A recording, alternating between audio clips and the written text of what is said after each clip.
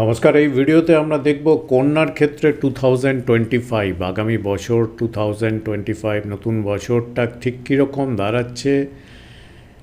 Current transit চারটে big planet বৃহস্পতি, শনি, রাহু, কেতুর এদের ট্রানজিট ওয়াইজ কী এফেক্ট পড়তে চলেছে কন্যার ক্ষেত্রে। কেননা পুরো বছরটা যখন অ্যানালিসিস করব তখন এই চারটে প্ল্যানেট যেহেতু অনেকটা সময় ধরে এক একটা রাশিতে থাকে, তো এই চারটে প্ল্যানেটের যে প্রভাব, যে ট্রানজিট, এর গোচরের রেসপেক্টে ওভারঅলভাবে জেনারেলভাবে কী থিম দাঁড়াচ্ছে কন্যার ক্ষেত্রে আমরা এই ভিডিওতে আলোচনা করার চেষ্টা করব। তো ট্রানজিটগুলো দেখলে জুপিটার কিন্তু খুব ভালো ট্রানজিট চলছে। বৃহস্পতি আপনার ভাগ্যভাবে আছে এবং বক্রী অবস্থায়, এবং আপনাদের ক্ষেত্রে বৃহস্পতি হচ্ছে চতুর্থ এবং সপ্তমপতি, ত্রিকোণভাবে আছে, রাজযোগ করে আছে অলরেডি। বৃহস্পতি মিড অফ মে 14 মের পরে আপনার দশমভাবে কর্মভাবে আসবে এবং অক্টোবরে আবার চলে যাবে উচ্চগৃহে, যেটা আপনার লাভের ঘর, একাদশ ভাব, যেখানে গিয়ে বৃহস্পতি উচ্চস্থ অবস্থায় ট্রানজিট করবে। তো ওভারঅলভাবে কন্যার ক্ষেত্রে বৃহস্পতির ট্রানজিটটা কিন্তু থ্রু আউট 2025 খুব ভালো দাঁড়াচ্ছে, এটা একটা পজিটিভ পার্ট। স্যাটার্নের ক্ষেত্রে শনিও কিন্তু ষষ্ঠ ভাব থেকে ষষ্ঠ ঘর ত্যাগ করে সপ্তমভাবে ট্রানজিট শুরু করবে 29 মার্চ। এটাও কিন্তু আপনাদের ক্ষেত্রে অনেকটা আগের থেকে অনেকটা বেটার ট্রানজিট আসবো। কি হতে পারে এফেক্টটা দেখব। রাহুকে দেখা যাচ্ছে আপনার সপ্তম ভাব থেকে মিড অফ মে 18 মে সপ্তম ভাব ত্যাগ করে আপনার ষষ্ঠভাবে ট্রানজিট করবে। এর পজিটিভ নেগেটিভ দুটো পার্টি আছে, আলোচনা করব। কেতু আপনার লগ্ন বা রাশি স্থানে আছে। এই ভিডিওটা আপনি লগ্নভাবেও দেখতে পারেন, রাশিভাবেও দেখতে পারেন। তো কেতু যখন লগ্ন রাশি ত্যাগ করবে, এটাও কিন্তু আপনাদের দিক থেকে অনেকটা ক্ল্যারিটি অফ মাইন্ড, এই দিক থেকে এটা কিন্তু বেনিফিশিয়াল হতে পারে। 18 মে রাহু যেরকম সপ্তম ভাব থেকে ষষ্ঠভাবে আসবে, কেতুও সেরকম লগ্ন ভাব থেকে আপনার দ্বাদশভাবে ট্রানজিট শুরু করবে। বৃহস্পতি রেট্রোগেট মোশনে আমরা যখন বছর শুরু হচ্ছে পাচ্ছি 4 ফেব্রুয়ারি থেকে রেট্রোগেট বা বকরি থেকে মার্গী অবস্থায় ট্রানজিট করবে। বৃহস্পতি বছরের শেষের দিকে আবার একবার রেট্রোগেট হবে 11 নভেম্বর। শনি একবার রেট্রোগেট হবে বছরে 13 জুলাই রেট্রোগেট হবে, এবং আবার মার্গী বা ফরওয়ার্ড হবে 28 নভেম্বর 2025। তো এরকম অবস্থায় কন্যার ক্ষেত্রে কিন্তু এই বছরটা যথেষ্ট শুভ, অনেক প্রসপেক্ট দেখা যাচ্ছে। 2025 কিন্তু আপনাদের ক্ষেত্রে বেটার ইয়ার হতে চলেছে। কন্যার ক্ষেত্রে ভালো শুভ বছর। প্রথম কথা হচ্ছে শনি 29 মার্চ যখন 7th হাউসে আসবে, তখন আপনার বিজনেস এবং চাকরিতে উন্নতিতে এটা দারুণভাবে হেল্পফুল হবে। 6 থেকে 7th হাউসে যখন আসবে, আপনার ডেলি ইনকাম বাড়াবে।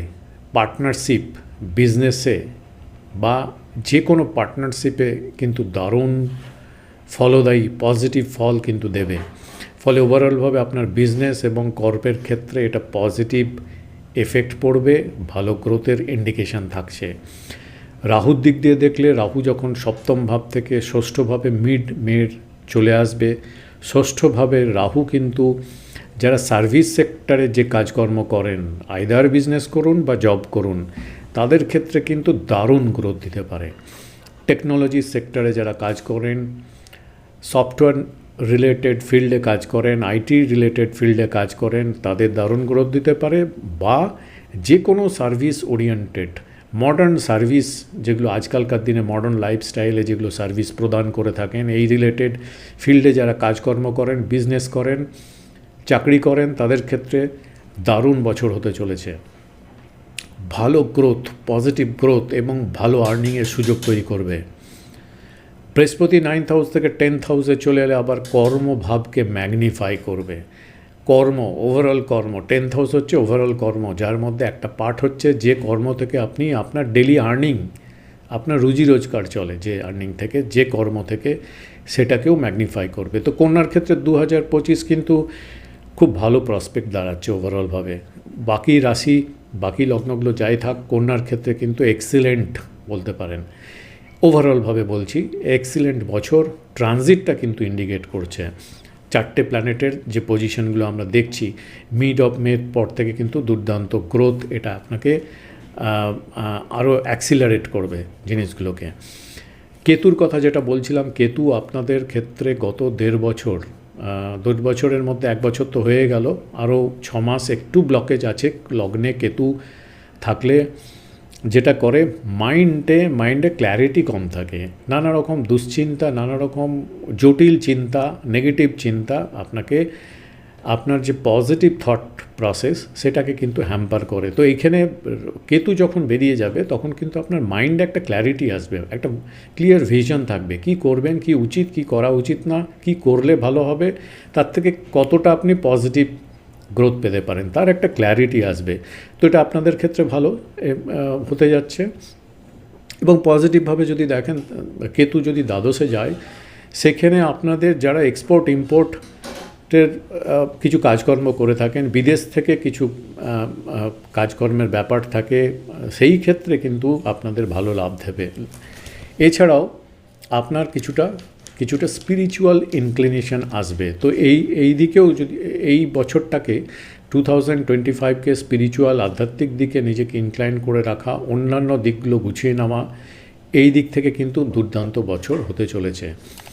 তো এগুলো এতক্ষণ বললাম আমরা পজিটিভ ব্যাপারগুলো। সবসময় কি সব কিছুই পজিটিভ থাকবে এটা তো হতে পারে না, নেগেটিভ যে পার্টগুলো আছে সেগুলো একটু আলোচনা করব। প্রথম কথা বলতে গেলে সেখানে রাহুর যে ট্রানজিটটা 6th হাউসে হবে মিড মের পর থেকে, সেটা কিন্তু আপনার শত্রুতা, কম্পিটিটর, এরা কিন্তু একটু আপার হ্যান্ডে থাকবে। এরা কিন্তু আপনার রেসপেক্টে মনে হবে এরা কিন্তু একটু স্ট্রং পজিশনে আছে, বেগ দিতে পারে এরা কিছুটা। আপনার ঋণ কিন্তু একটু বাড়বে।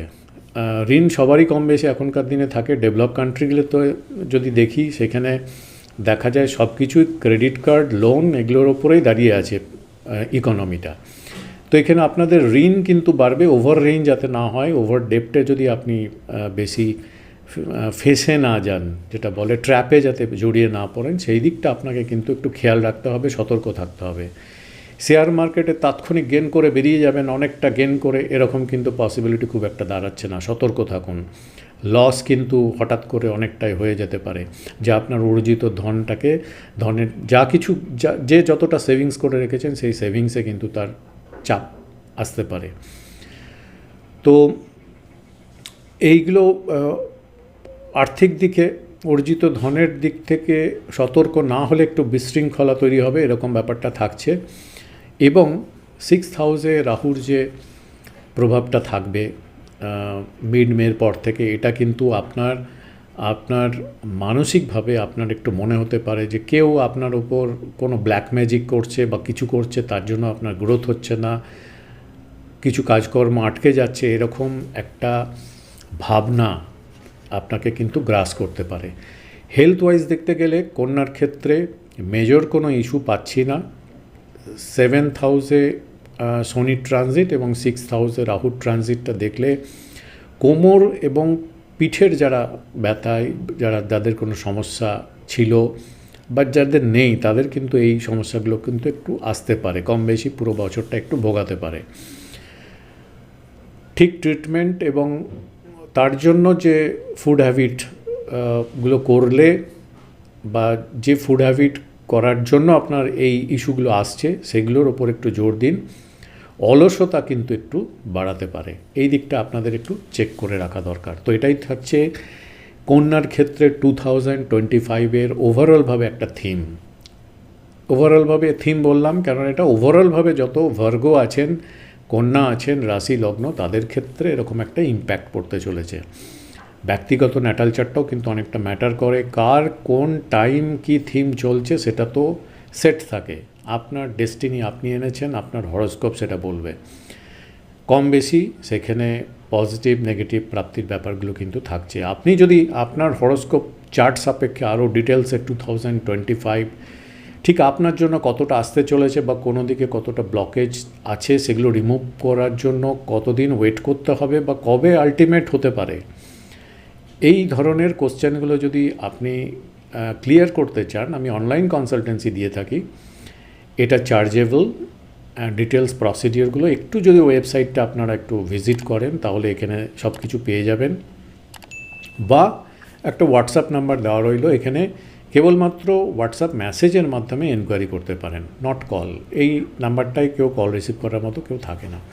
তো আজকের মতো এই পর্যন্তই। আশা করব নতুন বছর আপনাদের অনেক সুখ শান্তি সমৃদ্ধি এবং সব দিক থেকে গ্রোথ দেখাচ্ছে, তো পজিটিভভাবে গ্রোথ ওভারঅলভাবে কন্যার ক্ষেত্রে সব থেকে বেশি।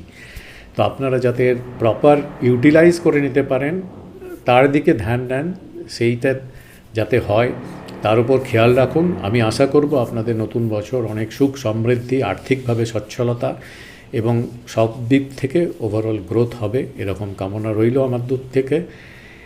এই কামনা করেই আমি ভিডিওটা এখানে সমাপ্ত করলাম। অনেক ধন্যবাদ।